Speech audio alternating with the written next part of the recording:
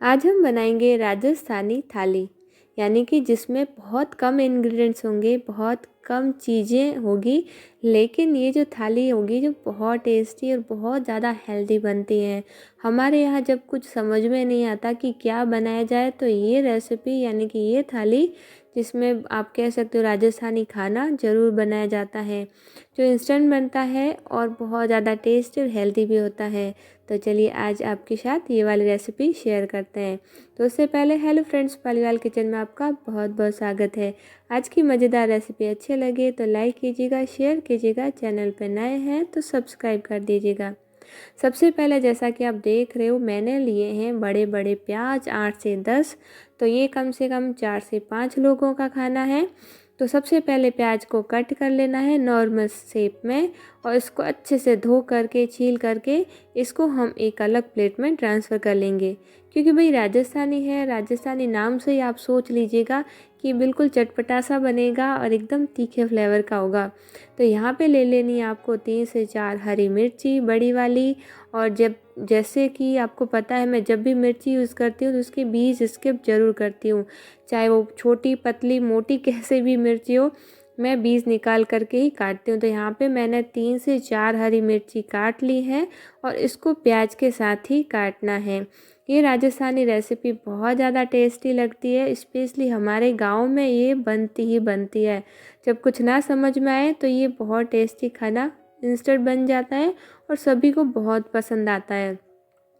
तो जैसा कि आप देख रहे हो, मैंने 3 से 4 मिर्ची काट ली है। अगर आपको एकदम राजस्थानी तरीके से बनानी है तो आपको भी मिर्ची थोड़ी तेज़ डालनी पड़ेगी। अब स्वाद के अनुसार नमक, हल्दी, और मिर्ची थोड़ी तेज़ ही डालिएगा। 2 चम्मच मैंने मिर्ची डाली है, 1 चम्मच भर के सूखा धनिया पाउडर, और मसाले भी हमने ना प्याज के ऊपर ही डाले हैं। अब इस तेल को ना, इस सब्ज़ी को ना थोड़ा तेल ज़्यादा डाला जाता है, तो 1 बड़ा चम्मच भर के मैंने तेल डाला था। इसके अंदर आधी छोटी चम्मच राई जीरा डाल दिया, हींग डाल दिया। अब क्या करना है, जो मसाला हमने लिया था प्याज के ऊपर, वो स्टार्टिंग में आपको केवल ऊपर वाला मसाले के साथ ही प्याज है ना, इस जो है तड़के में डालना है, ताकि जो मसाला है ना भुन जाए, कच्चा नहीं रहे।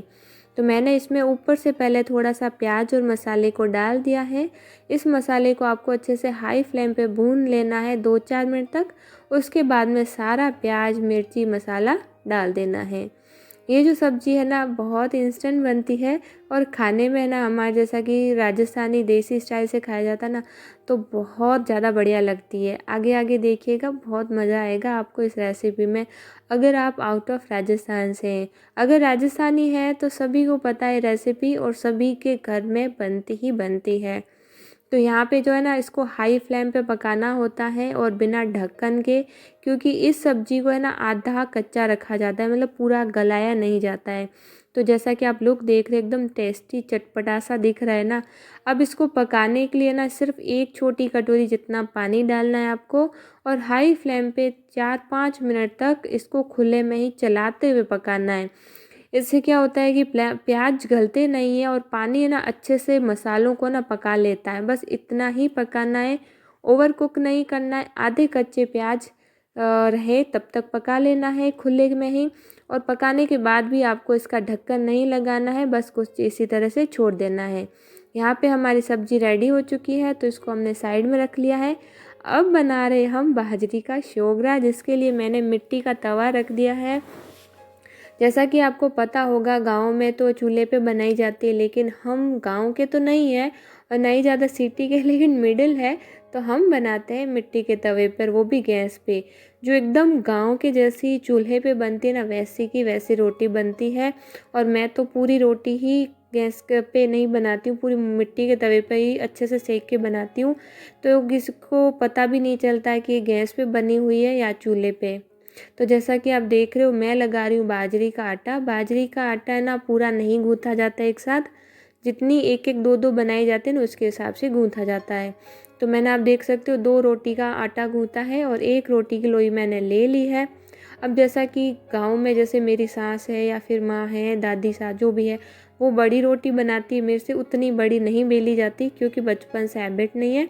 पर मैं मीडियम साइज़ की बनाती हूँ। जैसा कि आप देख रहे हो, कुछ इस तरह से गोल गोल करते हुए घुमा लेना है, और फिर कुछ इस तरह से थप्पड़ों की साइज, जो थप्पड़ देते हैं ना हम, बस उसी तरह से इसको है ना थप्पड़ देते हुए इस रोटी को बेलना होता है। मतलब मैं इसको क्या नाम दूँ, इसलिए मैंने थप्पड़ का बोला है।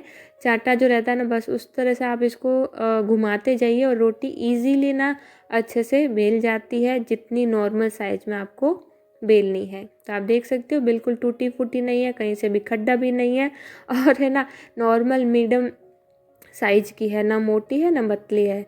तो यहाँ पे हमने रोटी को बेल लिया है और इसको तवे पे रख लिया है। अब बाजरे की रोटी की एक खासियत होती है, अगर टेढ़ी मेढ़ी हो जाए ना तो उसको हम ना तवे के रखने के बाद भी है ना इसको सेट कर सकते हैं। जैसा कि अभी मेरे हो गई थी, तो मैंने इसको प्रेस किया ना तो ये सही हो गई। जैसे ही नीचे से हल्की सी सिके तो इसको कर लेना टर्न। अब मैंने ना बाजरे की सोगरे की रेसिपी पहले भी आपके साथ अपलोड की, अगर आपसे नहीं बनती है तो उस तरह से आप देखिएगा, आपसे 101% आपसे रोटी बन जाएगी, वो भी बढ़िया वाली, एकदम गाँव वाली। तो यहाँ पे जब मैंने दूसरी तरफ से सीखी तो मैंने पलट करके फिर से तवे पे रख दी। जैसा कि मैंने बताया, दोनों तरफ से मैं ना तवे पर ही सेकती हूँ, गैस को यूज़ नहीं करती हूँ। अब मैं सेकंड रोटी बनाऊँगी बेल के, तब तक हमारी फर्स्ट रोटी है जो अच्छे से सिक जाएगी। तो बस इस बाजरे के सोगरे की जो ना यही प्रोसेस रहता है कि हम एक रोटी बेलते हैं, तब तक दूसरी वाली जो रोटी हमारे तवे पे होती है ना, वो अच्छे से सिक के तैयार हो जाती है। और आप देख सकते हो दूसरी वाली रोटी भी हमारी बढ़िया से रेडी हो चुकी है। अगर कहीं से कट वट है, थोड़ा टूटा फूटा है, तो इसको आप डैमेज मतलब रिपेयर कर सकते हो इंस्टेंट ही। तो यहाँ पे है ना हमारी जो फर्स्ट रोटी थी वहाँ बढ़िया से सिक चुकी है। और ये ख़ास बात ये है कि हम तवे पे बनाते हैं तो ये अच्छे से फूलती भी है और दोनों तरफ से बहुत ही अच्छे से करारी बनती है।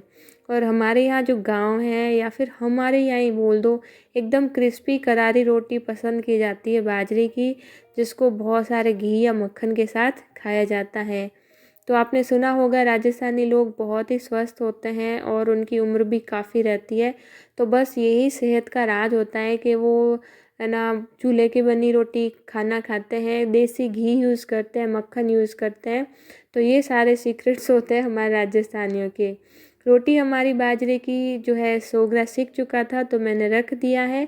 और बस इसी तरह से मैं सारी ना बाजरे की सोगरे तैयार कर लूँगी। देख सकते हो कितनी बढ़िया बन रही है, एकदम फूली फूली सी और दोनों तरफ से एकदम क्रिस्पी और कड़क वाली।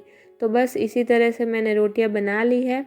अब क्या होता है, जब रोटियां बन जाती ना तो इसको डायरेक्टली किसी सरफेस या बैलेंस पे नहीं रखा जाता, इसको इस तरह से छलनी पे रखा जाता है या फिर ऐसे सीधा खड़ा करके रखा जाता है, ताकि ये ना आपस में इसमें पसीना ना हो, गीली नहीं हो, क्योंकि इसको खस्ता और क्रिस्पी रखने के लिए कुछ इस तरह से रखा जाता है। तो जब मैंने ठंडी की ना तो मैंने इसको एक बड़े बर्तन में कपड़ा डाला और इस तरह से खड़ा करके रख दिया। इसी तरह से हमारे यहाँ रोटी रखी जाती है, तो मैं भी ऐसे ही फॉलो करती हूँ जैसे बड़े लोग करते हैं। तो चलिए सर्विंग की बारी आ गई, तो मैंने एक थाली में रोटी रख दी है बाजरे की और 1 चम्मच भर के डाल दिया है मक्खन। हमारे यहाँ मक्खन खाया जाता है, अगर ठंडी रोटी हो तो भी खाया जाता है, गर्मा गर्म हो तो भी मक्खन खाया जाता है, सबको बहुत पसंद आता है। और साथ ही हमने जो प्याज की सब्ज़ी बनाई थी, जो आधे कच्चे प्याज होते हैं उस तरह से बनाई जाती हैं, जो बहुत बढ़िया लगती हैं। इसके साथ दही छाछ भी आप ले सकते हो, जो कि स्पेशली राजस्थान में हमारे यहाँ लिया जाता है। और आप देख सकते हो मैंने एक कवा निवाला कह सकते हो मैंने तोड़ के दिखाया, लेकिन हमारे यहाँ ऐसे नहीं खाया जाता है। हमारे यहाँ इसको मसल करके एकदम के इसको चूर करके खाया जाता है, जैसे कहता है ना चूर करके, एकदम बिल्कुल इसका चूरा बना लिया जाता है, उसके बाद सब्जी मिक्स करके खाया जाता है। तो आज की रेसिपी कैसी लगी कमेंट सेक्शन में ज़रूर बताइएगा। आज की रेसिपी अच्छी लगे तो लाइक कीजिएगा, चैनल को सब्सक्राइब कर दीजिएगा। मिलते हैं अगली वीडियो में एक ऐसी नई और मज़ेदार रेसिपी के साथ। तब तक लिए थैंक यू, टेक केयर।